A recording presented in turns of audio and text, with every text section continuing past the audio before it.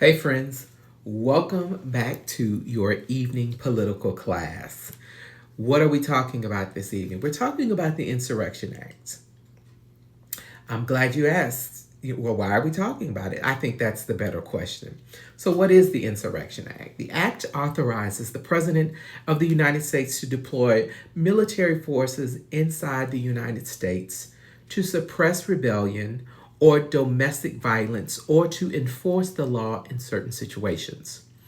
The statute implements Congress's power under the Constitution to provide for calling forth the militia to execute the laws of the Union, suppress insurrections, and repeal invasions or repel invasions.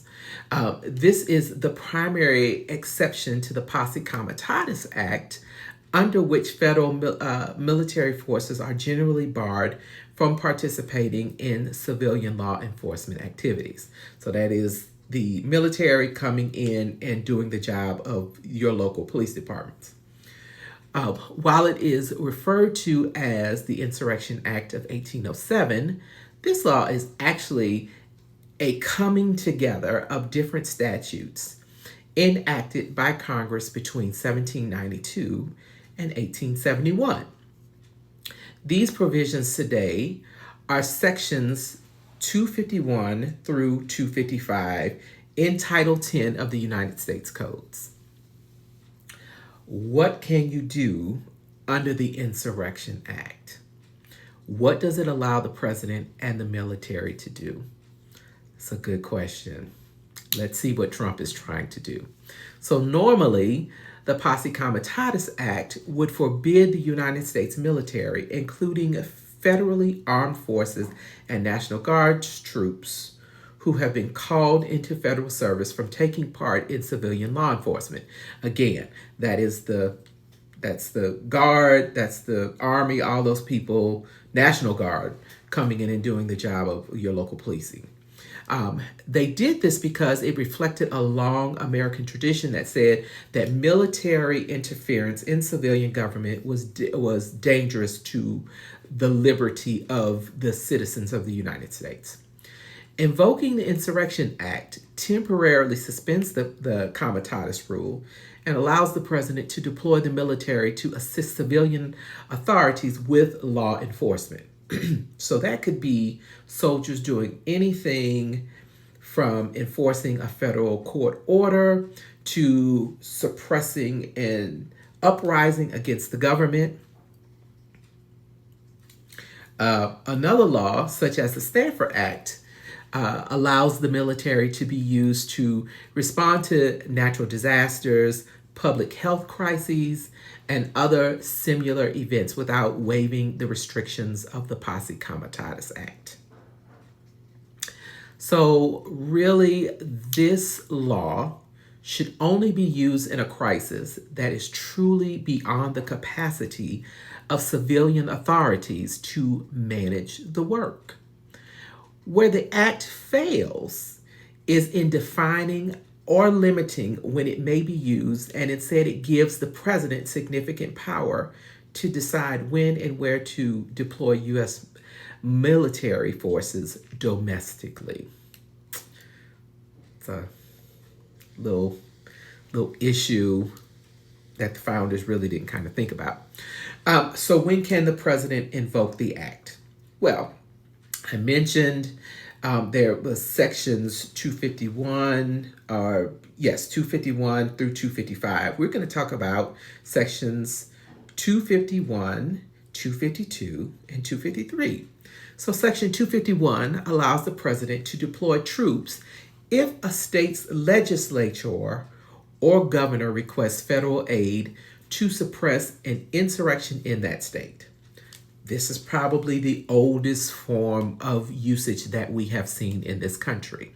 Sections 252 and 253 allow the president to deploy troops without a request from the affected state, even against the state's wishes. That's kind of what we see happening in Chicago. Not even Chicago, Los Angeles, and you get it. So, 252 permits deployment in order to enforce the laws of the United States or to suppress rebellion whenever unlawful obstructions, combinations, assemblages, or rebellion make it impractical to enforce federal law in that state by the ordering course of judicial proceedings. 253 has two parts to it. The first allows the president to use the military in a state of suppress any insurrection, domestic violence, unlawful combination, or conspiracy that so hinders the execution of the laws that any portion of the state's inhabitants are deprived of a constitutional right and state authorities are unable or unwilling to protect that right. President Eisenhower and President Kennedy relied on these provisions to deploy troops to desegregate schools in the South after the Supreme Court's landmark case, Brown versus the Board of Education. Second part permits the president to deploy troops to suppress any insurrection, domestic violence, unlawful combination, or conspiracy in a state that opposes or obstructs the execution of the law of the United States or impedes the course of justice under those laws.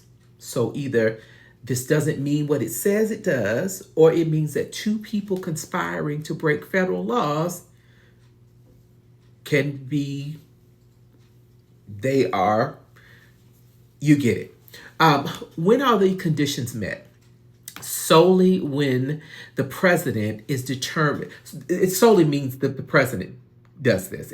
In a case in 1827, the Supreme Court stated that courts can sit in when the president is deemed to be acting in bad faith, exceeds a permitted range of judgment, makes an obvious mistake, or acts in a way manifestly unauthorized by law. And I believe that case was Moot versus the U.S. or something. It was Moot versus somebody. Now, the Insurrection Act does not authorize martial law. That has no established definition, but is generally understood as a power that allows the military to take over the role of civilian government in an emergency. The Insurrection Act generally permits the military top brass to assist civilian authorities, not taking their place, however. Under the current law, the president has no authority to declare martial law. So it was 29 years ago in 1992 when under George H.W. Bush, when the act was, I keep saying act, but when the Insurrection Act was enacted, and that was during when Rodney King was beaten and there was an LA riot. It has since been 150 years since it was last reformed. It's probably time we should reform that. It's probably time that we should do a lot of things with the Constitution that we just don't seem to have any political will to do so. Anyway, thanks for listening. If this kind of content is of interest to you, you think it might be of interest to someone else, please, please, please help me grow this reach. And you can do so by liking, subscribing, by passing the word along, by sharing what we're doing here. I'd love, love, love to share this information with more folks. Just trying to do my little bitty part in these crazy times in these here United States of America. So like, subscribe, share the message. Would love to share with more people. Have a good night.